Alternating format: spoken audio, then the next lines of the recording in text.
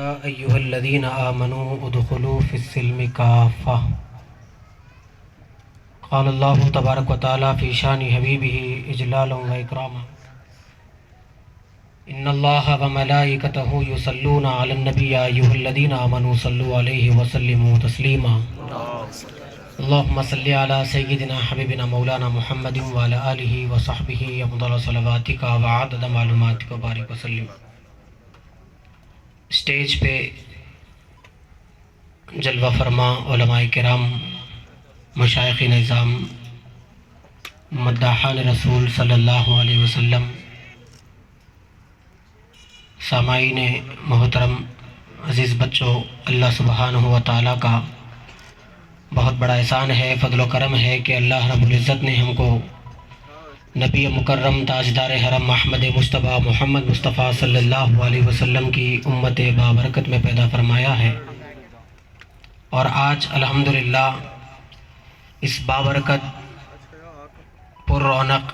جلسے میں شرکت کرنے کی اللہ نے ہمیں توفیق عنایت فرمائی ہے۔ جیسا کہ آپ حضرات جانتے ہیں، جلسے کا عنوان ہے عظمت پنجتن پاک و اصلاح معاشرہ۔ عالی جناب محترم المقام معراج ہاشمی صاحب قابل مبارکباد ہے ان کی ساری ٹیم کو کہ ان کی کاوشوں سے، کوششوں سے الحمدللہ اتنا عظیم الشان جلسہ سرزمین سنگاریڈی میں عمل میں لایا گیا۔ اللہ تبارک و تعالیٰ کا بہت بڑا احسان ہے، فضل و کرم ہے کہ اس جلسے کے ذریعے سے ہم سب کو اپنی اصلاح کا موقع نے اللہ نے ہمیں عنایت فرمایا ہے۔ اللہ سبحانہ و تعالی ہم تمام کو راہ حق پر زندگی گزارنے کے لیے ایک لاہیہ عمل اللہ نے ہم کو دیا ہے، اور ایک دستور ہے جسے قرآن مجید کہا جاتا ہے۔ ایک قانون والی کتاب ہے، کتاب محبت ہے، اور اس قرآن کے نور کو ساری دنیا میں پہنچانے کے لیے، اس کے احکامات کو عام کرنے کے لیے اللہ نے اس قرآن کو کئی سینوں میں محفوظ فرمایا۔ الحمدللہ آج تک اس قرآن کی صدائیں ہر دن، ہر لمحہ، ہر آن ہمارے کانوں میں پڑ رہی ہے۔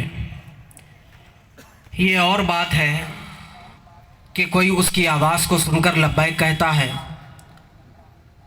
تو کوئی اسے جوزدان میں محفوظ کر دیتا ہے، اور یہ بات طے شدہ ہے، سب کو معلوم ہے کہ قرآن مجید مسلمانوں میں تقریباً 40-50% ایسے لوگ ہیں، صرف اس کتاب کو لوگوں نے یہ سمجھا کہ بھائی جب گھر میں کاروبار نہ چلے تو پھر تلاوت کر لیں گے، جب گھر برانی ہوگی تو 4-5 بچوں کو بلا لیں گے، اس کی تلاوت کر لیں گے، اور جب کسی کی روح قبض ہو رہی ہوگی تب قرآن نکالیں گے، یا پھر چہلم میں پڑھیں گے، یا پھر برسی میں پڑھیں گے۔ یہ میتھڈ بنا کے رکھ لی ہیں کئی حضرات، اور ہم یہ سوچ رہے ہیں اپنی غرض کے لیے قرآن کو کھول کر زندہ دل قوم بن جائیں گے، تو یہ سب سے بڑی بھول ہے میرے بھائیوں۔ ایسے کیسے ہو سکتا ہے؟ میں اور آپ اپنی غرض کے لیے قرآن کو کھول رہے ہیں، اور میں یہ سوچ رہا ہوں کہ میرے دل میں اندر انقلاب آ جائے گا، میں زندہ دل قوم میں شمار ہو جاؤں گا، میں جہاں ٹھہروں گا وہاں میری حکومت قائم ہو جائے گی، بڑے بڑے لوگوں کو میں اپنے ماتحت کروں گا۔ تو یہ بھول ہے میری، کیونکہ جو دستور ہمیں دیا گیا ہے اس دستور کو تو ہم نے سیو کر کے رکھ دیا ہے، اور رکھ بھی اتنی اوپر دیا ہے کہ وہاں تک ہاتھ بھی نہیں جاتا۔ اور جس سے یہ کہا گیا کہ میاں دیکھو دل کے حالات تمہارے بدل سکتے ہیں، اس کو دیکھنے کی وجہ سے اس کو نظروں کے سامنے رکھا گیا ہے۔ فرق اتنا ہے، پہلے سائز بڑا ہوا کرتا تھا، اب پتلا ہو گیا۔ پہلے چھوٹی ہوتی تھی، اب بڑی ہو گئی۔ اب وہ پہلے سونی کے ٹائپ میں جو نا تھوڑا چوڑی والی ٹی وی آتی تھی، اب ایل ای ڈی کے ٹائپ میں جو ہے نا ایل سی ڈی کے ٹائپ میں پتلی پتلی ٹی وی آنے لگی، جس کو صبح شام دیکھ کر آنکھیں گندی ہو رہی ہے، کان گندے ہو رہے ہیں، دل سیاہ ہو رہے ہیں، اس کو کمرے میں، ہال میں نظروں کے سامنے رکھا گیا ہے، اور آنکھ بند بھی ہوتی ہے تو بے حیائی کے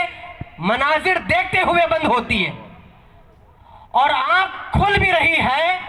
تو معاشرہ اس حد تک گزر گیا، باپ خود یہ عادت اپنی اولاد کو ڈالا کہ بچے جب تک ٹی وی نہیں دیکھیں گے ان کو نیند نہیں آئے گی۔ ساؤنڈ میں سلانے کی میں عادت ڈال دیا ہوں، اس لیے ہمارے گھر میں رات بھر ٹی وی چلتی ہے، اور جس کو پڑھ کر بچوں میں انقلاب آنا تھا، مرد مجاہد بننا تھا، قائد انقلاب بننا تھا، اس کو سپہ سالار بنانا تھا، وقت کا امام بنانا تھا، وہ کتاب تو میں اتنی اوپر رکھ دیا کہ نہ میرے بچے کا ہاتھ جائے گا، نہ خود میرا ہاتھ جائے گا، تو پھر کہاں سے میرا بچہ سپہ سالار بنے گا؟ کہاں ہمارے اندر انقلاب آئے گا؟ ہر مہینہ میں یہاں آتا ہوں سنگر اڈی کی سرزمین پہ درس قرآن کے سلسلے میں، وہ آنے کا مقصد یہی ہوتا ہے کہ اللہ اس کے رسول کے واسطے، وہ 1981 کی بات ہے، غالباً پرائم منسٹر تھے ہندوستان کے، ان کا نام مجھے جے شنکر نارائن ایسا کچھ نام تھا، نام یاد نہیں آ رہا، غالباً 1981 کے پرائم منسٹر تھے، بڑے اچھے جملے بولے انہوں نے، جس کتاب کو پڑھ کر انقلاب لانا تھا، جس کتاب کو پڑھ کر دلوں کو زندہ کرنا تھا، جس کتاب کو سمجھنے کے لیے نازل کیا گیا تھا، اس کو صرف پڑھنے کے حد تک محدود کر دیا گیا۔ تھے تو غیر نان مسلم تھے، لیکن بات بڑی پتے کی بتا دی ہے، جس کو